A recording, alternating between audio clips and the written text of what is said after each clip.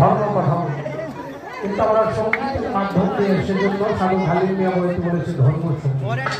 যেই ধর্মের মাধ্যম দিয়ে আমরা এসেছি এখন আল্লাহ কবুল করলাম। কেউ ফিরে না খালি হাতে নয় তোমার দরবার।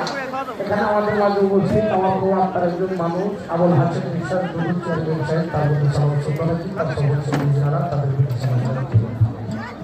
যে গানকে আপনাদের মাঝে রাখবো সকলেরই পরিচিত একটি গান। আমরা আছি পাঠুইমুড়ি মাঝেশ্বরী।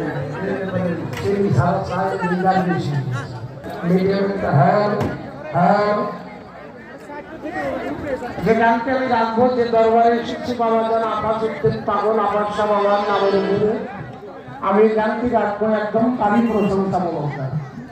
কারণ বর্তমান আমাদের বাংলাদেশের অবস্থা, বাংলাদেশ জাতীয়তাবাদী দল বিএনপি, আমি বিএনপির সকল নেতৃবৃন্দর প্রতি সালাম শ্রদ্ধা রাখি, বিশেষ করে জেলার নেতা, থানার নেতা, ইউনিয়নের নেতা, ওয়ার্ডের নেতা, আমি সকল নেতৃবৃন্দের প্রতি সালাম শ্রদ্ধা রাখি। কিন্তু আমাদের মাঝে একটা উগ্রবাদী দল যারা অলি আল্লাহর মাঝার ভাঙচুর করবে, আজ ৩০ দিনে ৫০০টা মাঝার ভাঙা শেষ হয়ে গেছে।